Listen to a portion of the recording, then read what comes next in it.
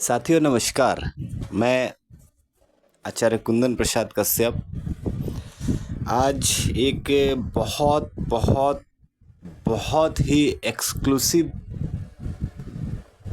Topic पे चर्चा करने के लिए आप सभी का स्वागत करता हूं। आज 16 जून 2024 से हम सभी आयुष्मान भव से जुड़े न्यूरोथेरेपिस्ट बंधुओं ने काफ़ी दिन से हम लोग ये प्रयास कर रहे थे और मुझे बहुत अपार हर्ष है कि आज इस चीज़ का प्रारंभ हो रहा है। हाँ, वैसे तो आज का यह सेशन लगभग 3 से 4 दिन के बाद ही बाकी सभी लोगों के लिए अवेलेबल हो पाएगा। तो बाकी जितने लोग भी अभी जिन लोगों ने भी एडमिशन लिया था इस सेशन के लिए, उन लोगों के साथ सेशन चल रही है। बट ये जो सेशन है हर बार के सेशन की तरह यह क्वेरी सेशन नहीं है कि आपने कुछ पूछा मैंने कुछ जवाब दिया, ऐसा नहीं है। क्वेरी सेशन हम लोग बीच बीच में करते रहेंगे, लेकिन ये हर संडे का जो सेशन है इसमें कोई क्वेरी नहीं है। शुरुआत में हम लोग बात करेंगे।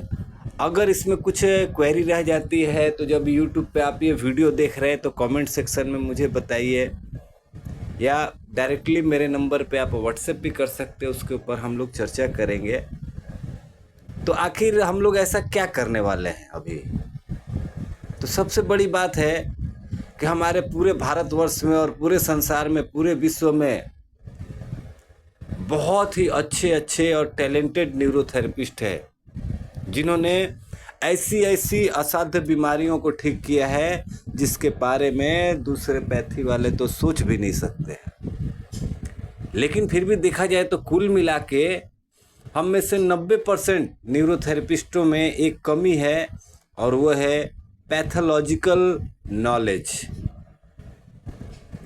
अभी ये पैथोलॉजिकल नॉलेज क्या है? तो जैसे कोई मरीज हमारे पास आता है, उसके पास 2-3 किस्म के ब्लड रिपोर्ट होते हैं। किसी के पास ईसीजी होता है, किसी के पास ईईजी होता है, किसी के पास यूरिन रिपोर्ट है, किसी के पास स्टूल रिपोर्ट है, किसी के पास हार्मोनल रिपोर्ट है, किसी के पास एक्सरे है, किसी के पास सीटी स्कैन है, किसी के पास अल्ट्रासोनोग्राफी है, किसी के पास एमआरआई है। पता नहीं क्या क्या होता है, इतनी सारी चीज़ें। और पूरे न्यूरोथेरेपी के प्रशिक्षण में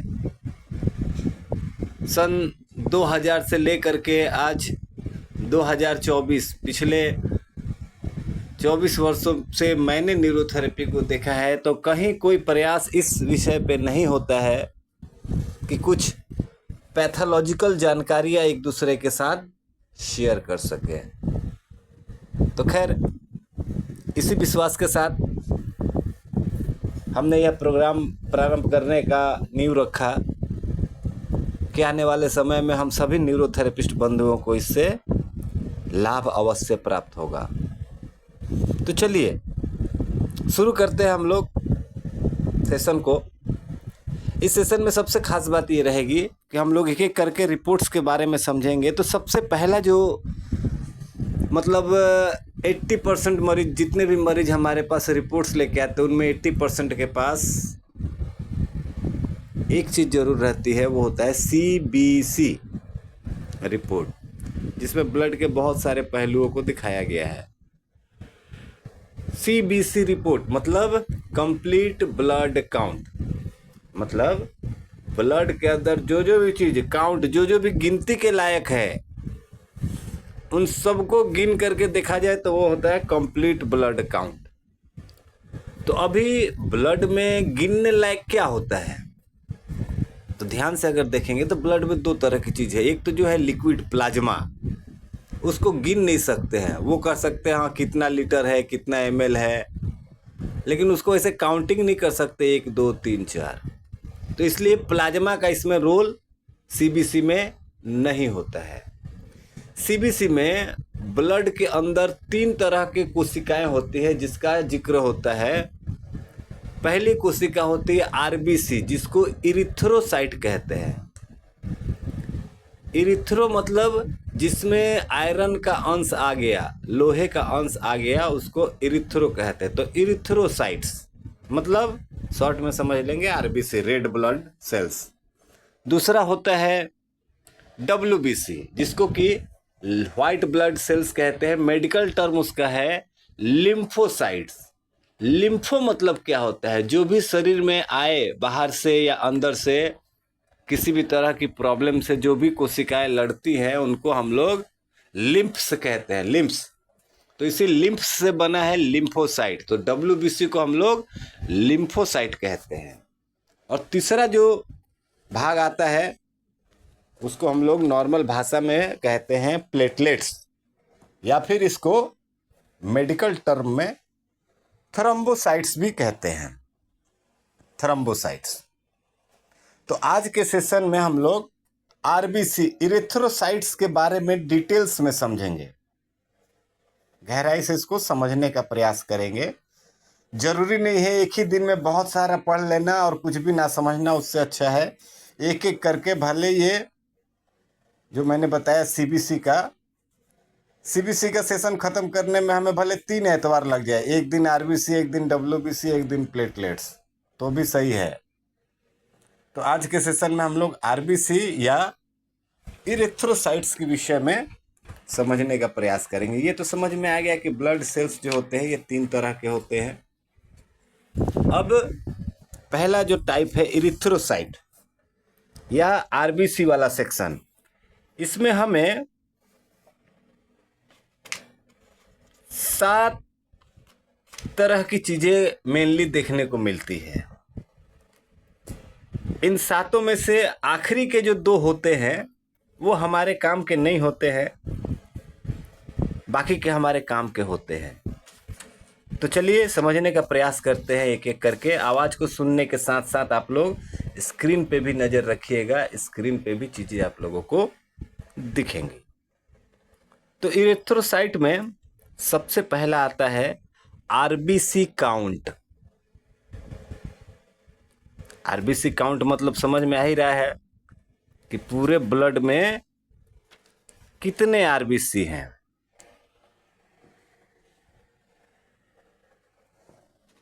तो इसके लिए क्या किया जाता है, 1 क्यूबिक मिलीमीटर मतलब 1 मिलीमीटर लंबा, 1 मिलीमीटर चौड़ा और 1 मिलीमीटर ऊंचा, इतना बड़ा एक क्यूब हो जिसमें ब्लड डाल सके, तो उतने ब्लड के अंदर कितना आरबीसी रहेगा, यही आरबीसी काउंट कहलाता है। नॉर्मल व्यक्ति में ये 4.2 से 5.4 मिलियन होना चाहिए। 4.2 से 5.4 मिलियन मतलब एक बूंद ब्लड में इतना मिलियन आरबीसी होना चाहिए। अगर इतना के बीच में है तो ठीक है, अगर ज़्यादा हो गया तो प्रॉब्लम है, कम हो गया तो भी प्रॉब्लम है। क्या प्रॉब्लम है इसके बारे में हम लोग इकट्ठे चर्चा करेंगे। पहले कुछ चीज़ें ऐसी है जिसको समझ लेते हैं। तो पहला हो गया आरबीसी काउंट, समझ में आ गया होगा नॉर्मल रेंज क्या है। सेकंड पे आता है हीमोग्लोबिन, इसको सभी लोग जानते हैं। तो इसका नॉर्मल रेंज क्या है? इसका नॉर्मल रेंज है महिलाओं में 12 से 16 और पुरुषों में 14 से 18 क्या ग्राम, कितने में? तो पर डेसीलीटर, डेसीलीटर क्या होता है? 1 लीटर का 100वां भाग मतलब 100 ml, 100 ml ब्लड के अंदर पुरुषों में 14 से 18 ग्राम या और महिलाओं में 12 से 16 ग्राम हीमोग्लोबिन होना चाहिए। अभी ये हीमोग्लोबिन होता कहाँ है? तो ये आरबीसी के ऊपर ही रहता है। तो समझने वाली बात है, अगर आरबीसी ज़्यादा है तो हीमोग्लोबिन ज़्यादा रहेगा, अगर आरबीसी कम है तो हीमोग्लोबिन कम रहेगा। ठीक इसका उल्टा भी समझ सकते हैं, किसी कारण से अगर हीमोग्लोबिन बढ़ जाए तो आरबीसी भी बढ़ जाएगा, हीमोग्लोबिन घट जाए तो आरबीसी भी घट जाएगा। तो दोनों एक साथ चलते हैं। उम्मीद करता हूँ ये दोनों चीज़ें समझ में आई होंगी। बढ़ते हैं आगे। थर्ड में आता है एक PCV, इसको कहते हैं packed cell volume. Packed cell volume मतलब इसमें देखा जाता है कि ब्लड में जो भी सॉलिड आइटम है, सॉलिड आइटम क्या क्या है, RBC है, WBC है और प्लेटलेट है। तो इसमें से RBC कितने % है, मतलब 1 लीटर ब्लड है तो उसमें तो आधा से ज़्यादा तो प्लाज्मा है, बाकी आधा जो बच गया उसमें से RBC कितना % है। तो नॉर्मली पुरुषों में यह 40 से 50 होना चाहिए, महिलाओं में 37 से 47%। मतलब 1 लीटर ब्लड में 40 से 50% RBC होना चाहिए पुरुषों में, और अगर महिला है तो 37 से 47% होना चाहिए। ये परसेंटेज दिखाता है कि पूरे खून में कितना % RBC है। सिंपल सी बात है, RBC कम होगा तो परसेंटेज कम हो जाएगा, RBC बढ़ जाएगा तो परसेंटेज बढ़ जाएगा। अभी आप लोगों ने ध्यान दिया, 3 चीज़ें हमने बात करी, RBC, हीमोग्लोबिन और PCV के विषय में। इनके घटने बढ़ने से क्या होता है ये मैं अभी नहीं बता रहा हूँ, क्योंकि सबका घटने का इफेक्ट भी सेम है, बढ़ने का इफेक्ट भी सेम है। क्योंकि जाहिर सी बात है, एक चीज़ घटेगा बढ़ेगा तो बाकी सब में भी डिस्टर्बेंस आएगा। फोर्थ में आप देखोगे एक चीज़ और आता है जिसको कि कहते हैं MCV। स्क्रीन पे देखिए, आप लोग को दिखेगा MCV। इसका फुल फॉर्म होता है mean corpuscular volume. Mean corpuscular volume. अब ये क्या चीज़ होता है, तो इसमें एक नॉर्मल रेंज होता है 80 से 96। 80 से 96 उसका साइज होता है नॉर्मल RBC का। अगर उससे बढ़ गया या घट गया, MCV बढ़ने का मतलब है साइज बढ़ गया, MCV घटने का मतलब है साइज घट गया। अगर साइज RBC का साइज बढ़ गया तो उसको कहते हैं मैक्रोसाइट, और अगर घट गया तो उसको कहेंगे माइक्रोसाइट। जाहिर सी बात है, RBC का आकार बड़ा हो जाएगा तो हीमोग्लोबिन भी बढ़ेगा। तो देख पाते हो आप लोग, इफेक्ट सबका सेम होगा घटने और बढ़ने का।